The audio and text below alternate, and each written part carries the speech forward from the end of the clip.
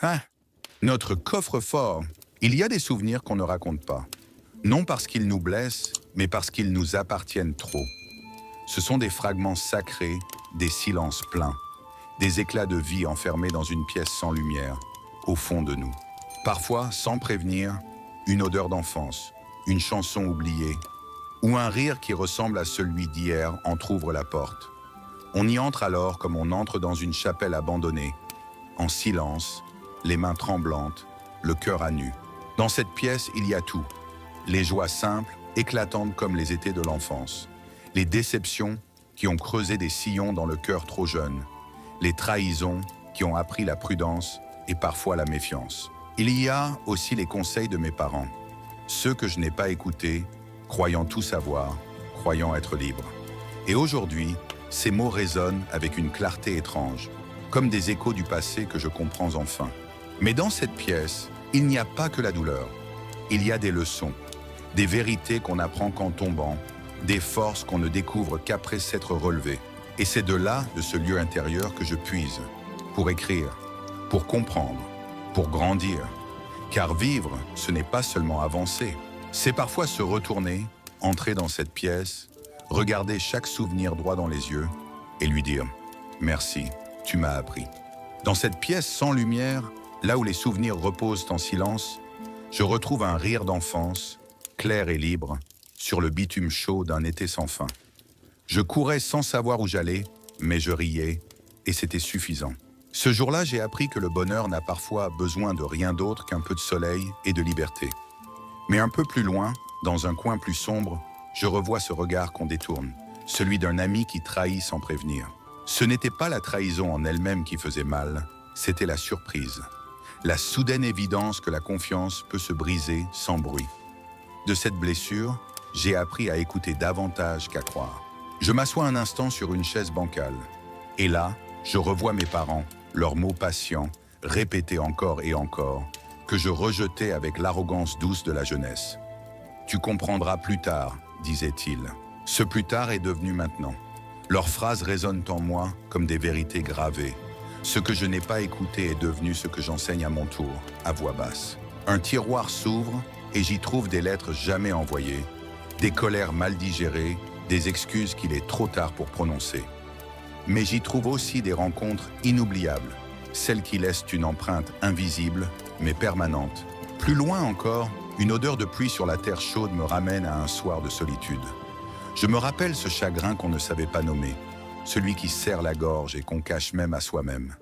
Mais cette nuit-là, entre deux larmes, j'ai compris que la tristesse ne tue pas, elle révèle. Et dans un recoin de cette pièce presque cachée, il y a la joie discrète, celle que personne ne voit.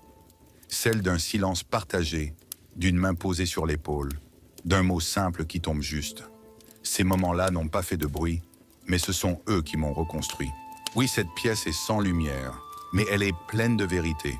Et en y revenant encore et encore, je comprends mieux qui je suis. Dans un coin poussiéreux de cette pièce, je tombe sur des silences lourds. Pas ceux qu'on choisit, mais ceux qu'on subit. Ceux des disputes qu'on n'a pas su désamorcer. Des amitiés qu'on a laissées mourir faute de mots, par orgueil ou par peur. Et j'apprends là que se taire peut faire autant de mal que mal parler. Sur une étagère bancale, j'aperçois une boîte en métal. Dedans, mes premières victoires. Minuscules, ridicules même, vues de loin. Une peur dépassée, un non prononcé enfin, une décision prise seule, sans demander l'avis de personne. Ce sont elles, pourtant, qui m'ont bâti en silence. Ce jour-là, j'ai compris que le courage n'est pas grandiose, il est discret.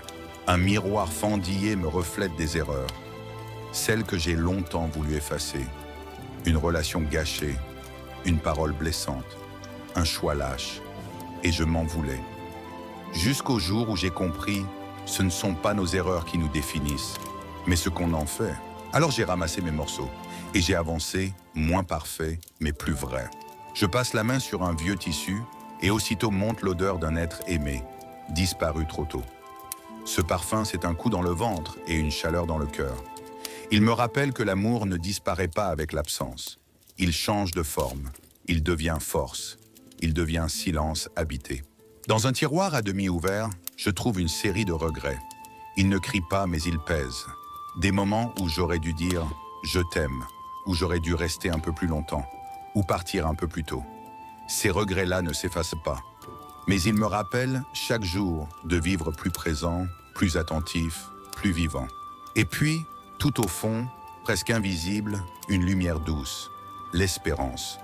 Pas celle qui promet que tout ira bien, celle qui dit que quoi qu'il arrive, je tiendrai debout, que chaque cicatrice est la preuve que j'ai survécu et que je peux encore aimer, rêver, essayer. Voilà une autre part de cette pièce. Elle n'est pas finie. Il y aura encore d'autres objets à découvrir, d'autres leçons à extraire, car la vie continue d'écrire, et cette pièce, c'est le grenier de mon âme. Dans une malle cabossée, posée à même le sol, je découvre les amitiés perdues sans raison. Tu sais, ces personnes avec qui on partageait tout, et puis un jour, plus rien.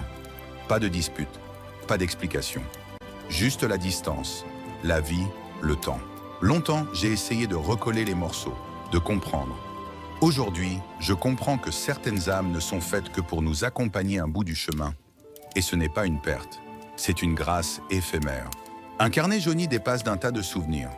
J'y avais noté des rêves d'autrefois. Certains se sont réalisés, d'autres non. Il y en a que j'ai abandonnés. Non pas parce qu'ils étaient trop grands, mais parce que je n'étais plus la même personne. Et tu sais quoi? Ce n'est pas grave. J'ai compris que ce n'est pas trahir un rêve que de le laisser partir quand il ne nous ressemble plus. Sur une vieille chaise, il y a une veste. Elle appartenait à une version de moi que j'ai quittée. Celle qui voulait plaire à tout le monde, qui faisait semblant d'aller bien, qui souriait pour ne pas inquiéter. J'ai porté cette veste trop longtemps, jusqu'au jour où j'ai eu le courage de l'enlever. Ce jour-là, j'ai commencé à respirer pour moi. Dans un petit coffret, je retrouve les gestes simples que j'ai négligés. Un « merci pas dit », un regard fuyant, une main tendue que je n'ai pas prise. Des petites choses, mais qui ont fait du bruit dans le cœur de l'autre. Et je me promets, en refermant ce coffret, de devenir plus attentif. Car ce sont les détails, souvent, qui marquent une vie. Plus loin encore, un mur couvert de griffures. Chaque trace, c'est un moment où j'ai voulu tout abandonner, où je me suis senti seul, inutile, perdu. Et pourtant, je suis là, debout, présent. En regardant ce mur, je ne vois plus la douleur. Je vois la preuve que j'ai tenu bon. Et enfin, au centre de la pièce, un petit cahier vierge. Celui de demain. Celui où je pourrais écrire autrement. Plus vrai, plus doux. Avec cette conscience nouvelle que la vie est dure, oui, mais aussi pleine de beauté, de rencontres, de renaissance. Merci d'avoir ouvert avec moi ce coffre-fort du cœur, d'avoir écouté ces murmures venus du fond de la mémoire, ces mots ramassés sur les chemins du vécu, comme on ramasse des fragments de soi. Si quelque chose en vous a résonné, laissez une trace, un petit geste, comme on laisse une lumière douce à la fenêtre d'un lieu sacré. Pas pour être vu, mais pour dire « moi aussi j'ai une pièce comme celle-là ». Abonnez-vous, non pas à une chaîne, mais à cette présence discrète qui revient de temps en temps, avec une poignée de silence et une poignée de vérité qu'on n'ose pas toujours dire. Partagez si vous en avez l'élan, comme on passe une lampe dans la nuit ou un souvenir encore tiède, de main en main, pour qu'il réchauffe quelqu'un d'autre, ailleurs. À la prochaine escale, au prochain détour dans nos histoires entremêlées. Et d'ici là, prenez soin de l'invisible, prenez soin de votre pièce intérieure, celle où se cachent vos douleurs, vos beautés et vos leçons de vie. Bye bye, comme un soupir tendre lancé vers demain avec un cœur un peu plus plein.